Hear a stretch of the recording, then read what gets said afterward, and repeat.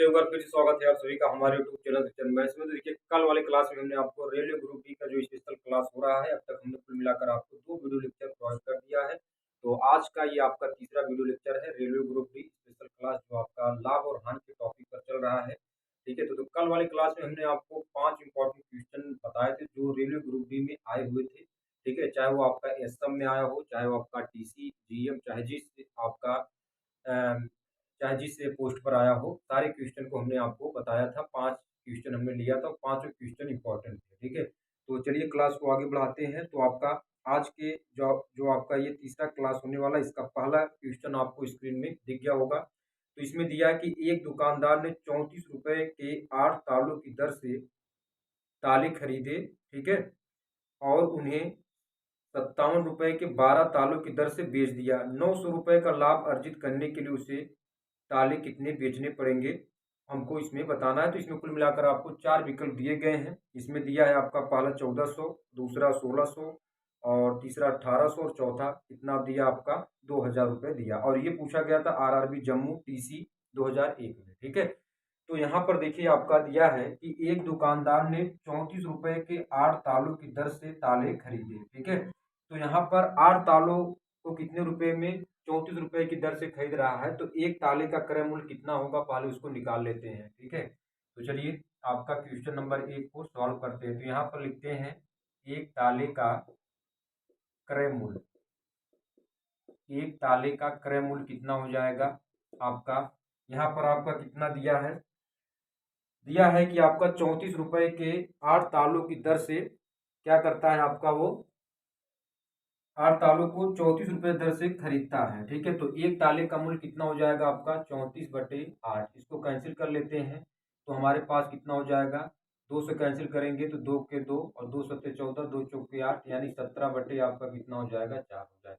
ठीक है, एक ताले का क्रय मूल्य आपने निकाल लिया है। अब आगे देखिए, इसमें दिया है ताले दर से ताले खरीदे और उन्हें 57 रुपए के 12 तालों की दर से बेच दिया। ठीक है, 57 रुपए के 12 तालों की दर से बेच दिया। तो एक ताले का क्रय क्रय मूल्य हमने निकाल लिया है। तो ठीक इसी प्रकार से एक ताले का विक्रय मूल्य भी निकाल लेते हैं।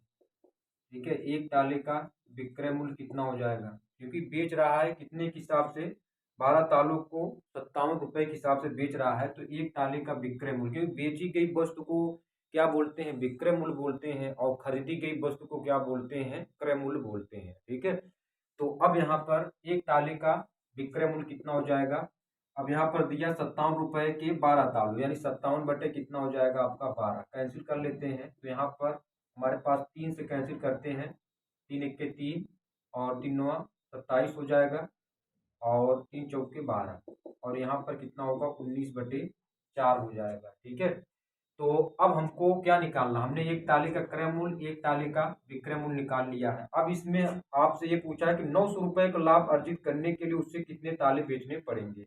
तो अब यहाँ पर हमारे पास क्या हुआ, एक ताले का क्रय मूल्य, एक ताले का विक्रय मूल्य। तो एक ताले पर लाभ कितना हो रहा है ये निकाल लेते हैं, एक ताले पर लाभ।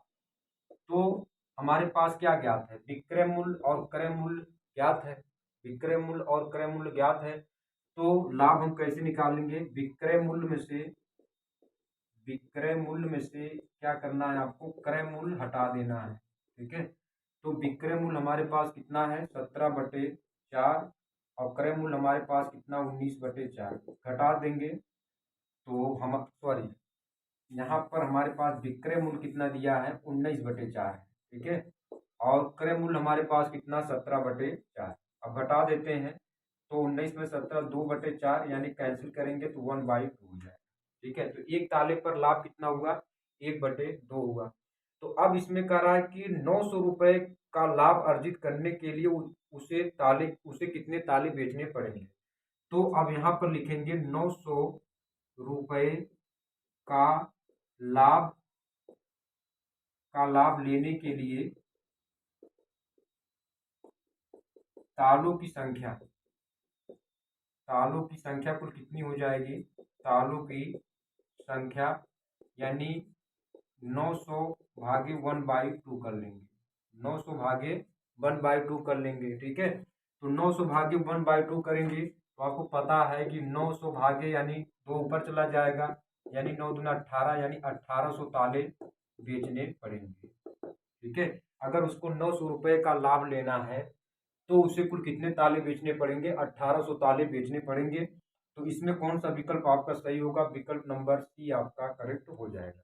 ठीक है, तो सी विकल्प आपका इसका राइट आंसर हो जाएगा। ठीक है, आपका क्वेश्चन जैसे कहा था बिल्कुल सेम टू सेम हमने क्या किया, पहले एक ताले का क्रय मूल्य निकाल लिया। ठीक है, उसके बाद एक ताले का विक्रय मूल्य निकाल लिया।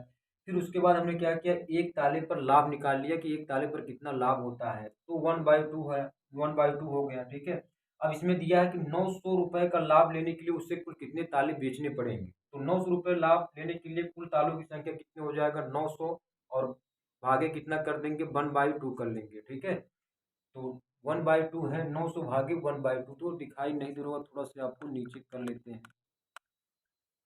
ठीक, 1/2 तो ये ऊपर जाएगा, तो 900 गुणे तो यानी 1800 हो जाएगा। तो कितने तालों की संख्या कुल कितनी हो जाएगी? 1800 हो जाएगी। ठीक है, तो ये आपका क्वेश्चन नंबर 1 आज के जो आपका क्लास है उसमें क्वेश्चन नंबर 1 कंप्लीट हुआ। अब आते हैं अगला क्वेश्चन लगाते हैं, तो चलिए पहले इसको रब कर लेते हैं, अगला क्वेश्चन लगा देते हैं।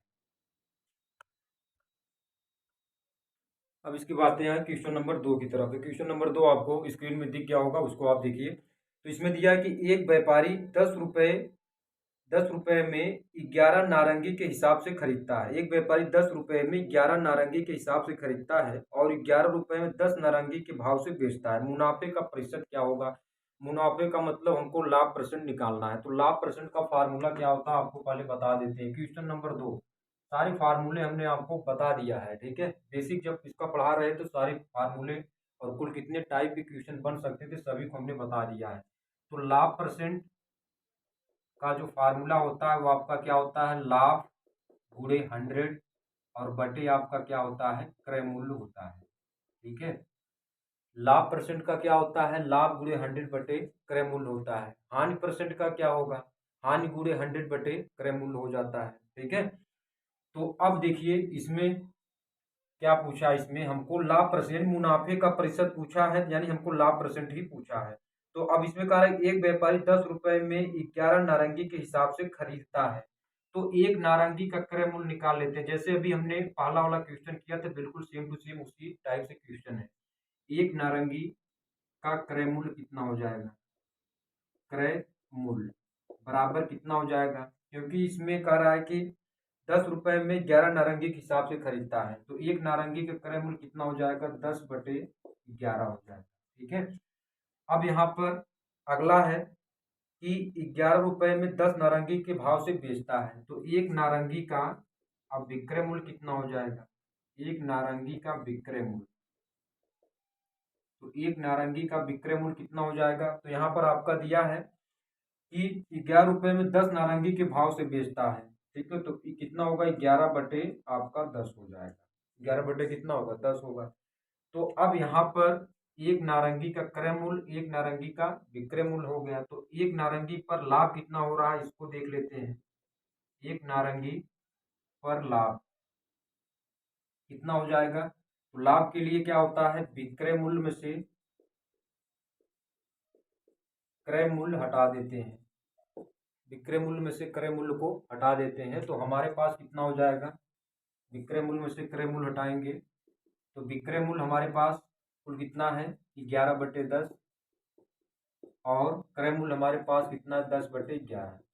तो इसका गुणा करेंगे 11 × 10, तो आपको पता है कि एलसीएम 110 हो जाएगा, तो भाग करेंगे तो हमारे पास 11 × 11 121 हो जाएगा, तो 10 बार जाएगा यानी 100 हो जाएगा। 121 में से 100 घटाएंगे 21/110, ये हुआ। यानी एक नारंगी पर जो लाभ आया है वो आपका कितना हुआ? 21/110 हुआ। तो हम हमारे पास क्या हुआ? लाभ तो पता हो गया, अब हमको लाभ परसेंट यानी मुनाफे का प्रतिशत निकालना, तो इसी पर रख देंगे। ठीक है, मुनाफे का प्रतिशत कहो यानी मुनाफे का प्रतिशत ही निकाल रहे हैं, मुनाफा मतलब लाभ। ठीक है, तो लाभ हमारे पास कितना हुआ? 21/110 हो गया और गुणे हमारे पास 100 है। ठीक है, और क्रय मूल्य हमारे पास कुल कितना था?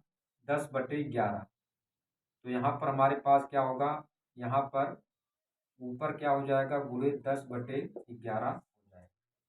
ठीक है, तो अब हमको क्या कर लेना, इसी को हल कर लेना है। तो चलिए इसको रब कर देते हैं नीचे से, ये वाला। ठीक है, आपने नोट डाउन कर लिया होगा। ठीक है, चलिए इसको रब कर लेते हैं।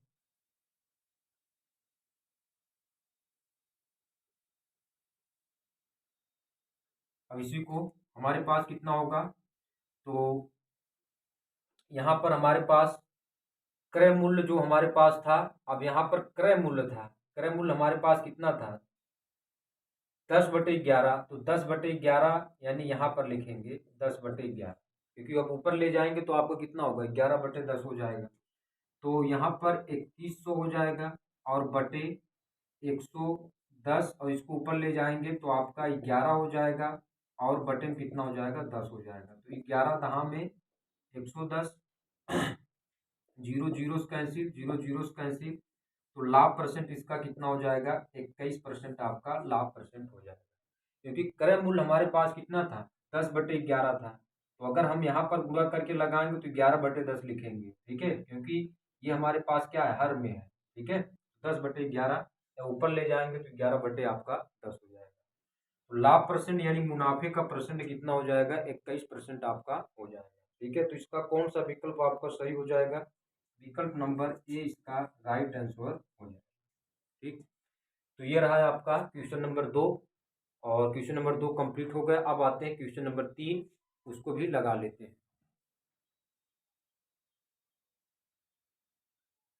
अब इसके बाद आते हैं आपका अगला क्वेश्चन जो है क्वेश्चन नंबर 3, उसको देखते हैं और लगाते हैं। ठीक है, तो क्वेश्चन नंबर 3 आपको दिख गया होगा। इसमें दिया है कि यदि एक आदमी एक पंखे का बिक्री मूल्य 400 रुपये से घटा करके 380 रुपये कर देता है, तो उसकी हानि 20% बढ़ जाती है। ठीक है, का पंखे का क्रय मूल्य आपको निकालना। तो इसमें 4 विकल्प दिए गए हैं। आपका पहला विकल्प दिया 600 रुपये, दूसरा आपका 500, और तीसरा आपका 480 रुपये, और चौथा आपका दिया कोई नहीं।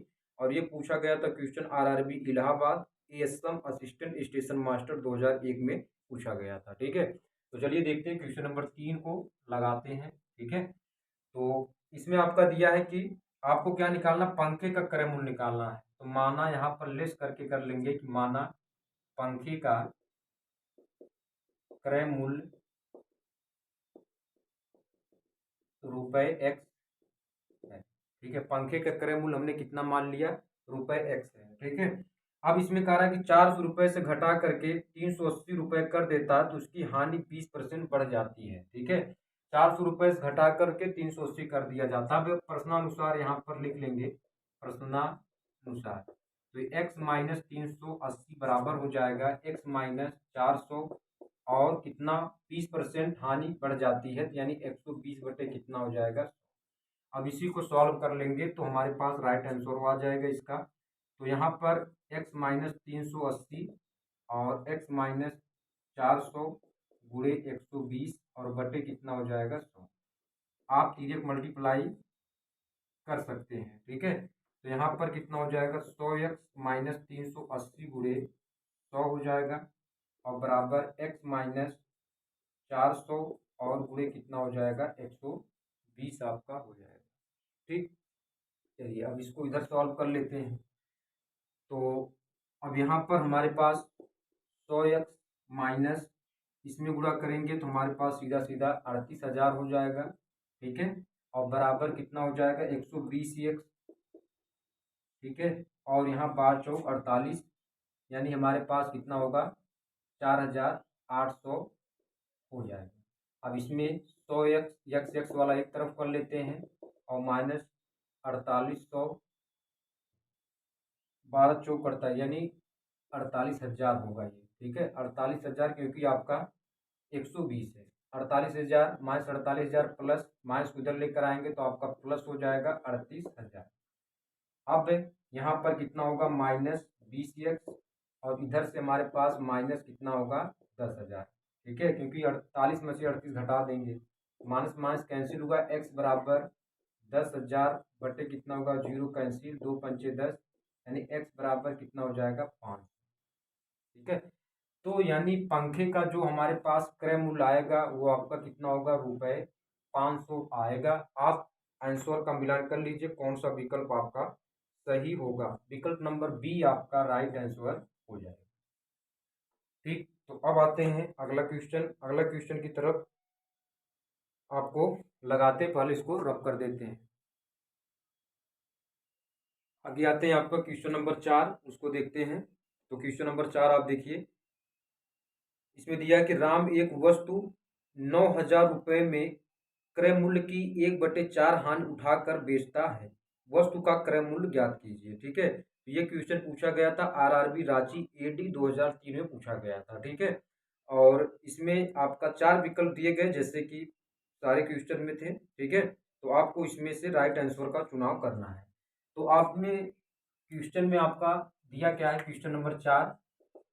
ठीक है, तो इसमें दिया है कि एक वस्तु 9,000 रुपये में क्रय मूल्य की 1/4 हानि उठाकर बेचता है, तो वस्तु का क्रय मूल्य ज्ञात कीजिए। तो यहाँ पर मान लेते हैं कि माना वस्तु का क्रय मूल्य कितना है, रुपए एक्स है, तो हानि कितना हो जाएगा, हानि कह रहा है कि क्रय मूल्य का 1/4, तो एक्स गुणे 1/4 हो जाएगा। ठीक है, और आपका उसमें विक्रय मूल्य आपका दिया है, कितना दिया है, रुपए 9,000 रुपये आपका दिया है। ठीक है, तो आपसे क्या पूछा है, क्रय मूल्य पूछा है, यानी रुपए एक्स का मान पूछा है। तो क्रय मूल्य बराबर होता क्या है, ठीक है, अगर विक्रय मूल्य और हानि दिया है तो क्रय मूल्य बराबर क्या होता है, विक्रय मूल्य में हानि को ऐड कर लेते हैं। दो तरीका निकालने के लिए होता है क्रय मूल्य, या तो विक्रय मूल्य से आप लाभ को हटा दीजिए या विक्रय मूल्य में हानि को जोड़ दीजिए, खरीदी गई वस्तु का मूल्य पता चल जाएगा। तो विक्रय मूल्य हमारे पास कितना है, 9,000। ठीक है, और हानि x/4 हो जाएगा, इसको हल करेंगे तो x बटे कितना होगा, 4 हो जाएगा। और क्रय मूल्य हमारे पास x ही है, तो x माइनस x/4 बराबर कितना हो जाएगा आपका 9,000। अब इसको सरल कर लेते हैं, इसके बटे 1, तो एलसीएम कितना हो जाएगा हमारे पास, यानी 4x माइनस एक्स और बटे कितना होगा 4 बराबर कितना होगा 9,000। तो 3x बटे कितना होगा 4 और ये कितना होगा 9,000, तो 3x बराबर 9,000 गुणे कितना होगा 4, 3x बराबर 9 चौक 36, कितना होगा 36,000। तो x बराबर 36,000 बटे 3, और यहाँ कैंसिल करेंगे, 3 1 के 3 और 3 दूना 6, यानी x बराबर कितना होगा 12,000।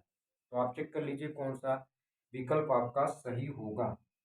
तो विकल्प नंबर डी आपका राइट आंसर हो जाएगा, कितना, रुपए 12,000 आपका राइट आंसर हो जाएगा। ठीक, तो ये रहा आपका क्वेश्चन नंबर 4 कंप्लीट हुआ। अब आते हैं अगला क्वेश्चन, तो चलिए पहले इसको रब कर लेते हैं, अगला क्वेश्चन लगा लेते हैं। आते हैं इसके बाद क्वेश्चन नंबर 5 की तरफ। पांचवा क्वेश्चन बहुत ही सरल क्वेश्चन है, इसलिए हमने आपको पहले ही समय बचाने के लिए सॉल्व कर लिया। ठीक है, केवल आपको बढ़िया से समझ लेना। तो पांचवा क्वेश्चन देखिए, पहले क्वेश्चन पढ़ लीजिए। कह रहा है कि एक दुकान में 9 नारंगी की कीमत 5 सेब के बराबर है। तो 9 नारंगी की कीमत किसके बराबर, 5 सेब के बराबर है। 5 सेब की कीमत 3 आम के बराबर है।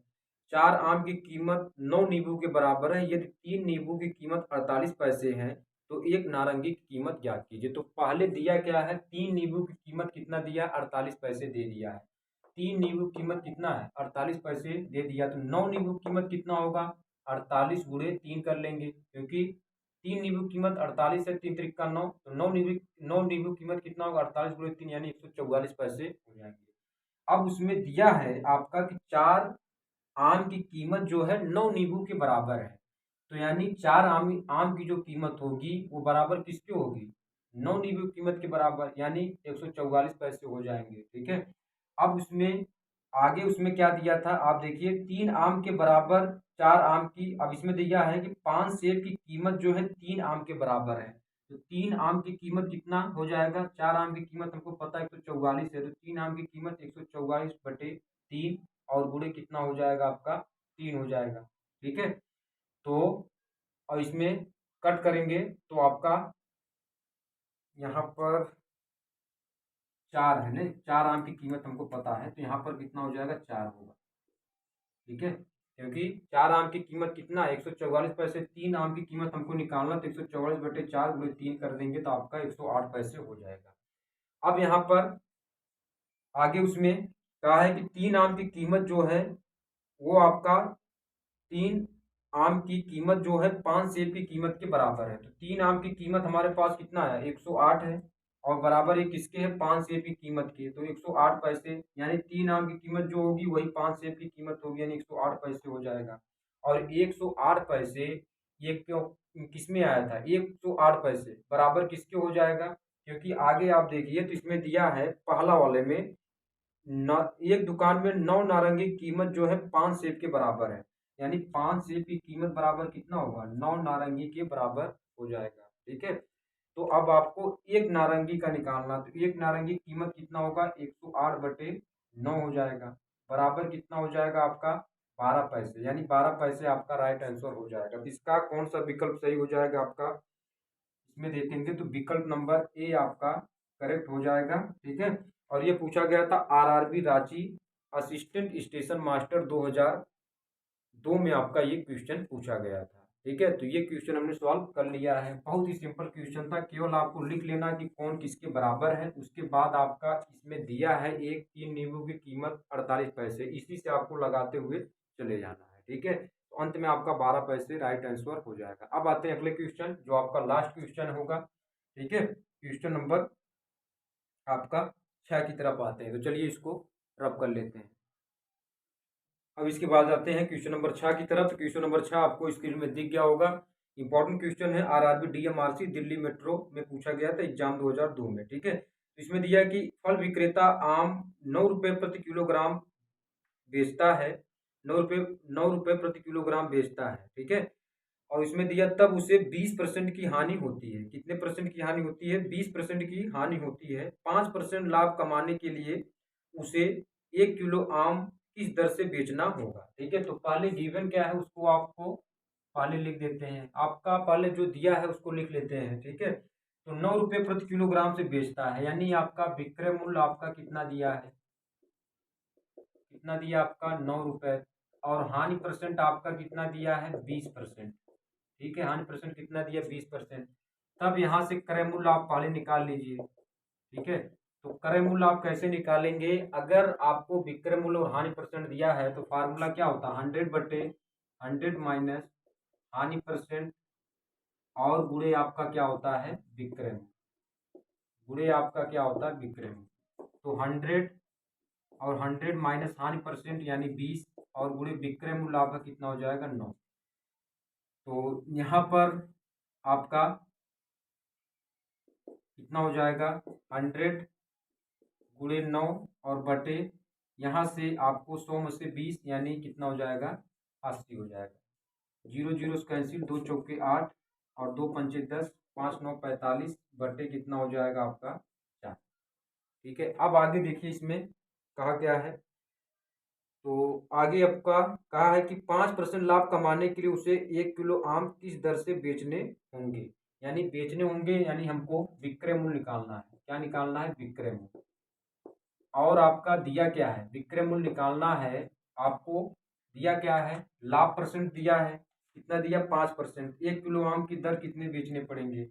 तो अगर आपको लाभ परसेंट ज्ञात है और क्रय मूल्य ज्ञात है तो विक्रय मूल्य आप कैसे निकालेंगे, 100 प्लस लाभ परसेंट बटे 100 और गुणे आपका कितना हो जाएगा आपका क्रय मूल्य, क्रय मूल्य। ठीक है, तो क्रय मूल्य हमारे पास पता है 100 प्लस लाभ परसेंट यानी 5/100, क्रय मूल्य आपका 45 बटे कितना 4 है, 105 बटे 100 हो जाएगा 45 बटे 4। ठीक है, तो यहाँ पर 20, यहाँ 5 9 45 हो जाएगा। ठीक है, अब इसको और कर सकते हैं, 5 चौके 20, 5 दूना 10, 5 एक के 5 और 9 के 9, 9 दूना 18, 189 और बटे 16 कैंसिल करेंगे तो 11.81 आपका रुपए आ जाएगा। तो 11.81 रुपए आप देख लीजिए कौन सा विकल्प सही है, विकल्प नंबर ए आपका करेक्ट हो जाएगा। ठीक है, तो इस तरीके से हमने क्वेश्चन नंबर 6 भी कंप्लीट कर लिया है। अब इसके बाद जो वीडियो लेक्चर होगा उसमें हम आगे क्वेश्चन करके बताएंगे। तो चलिए इस वीडियो लेक्चर को यहीं पर समाप्त करते हैं।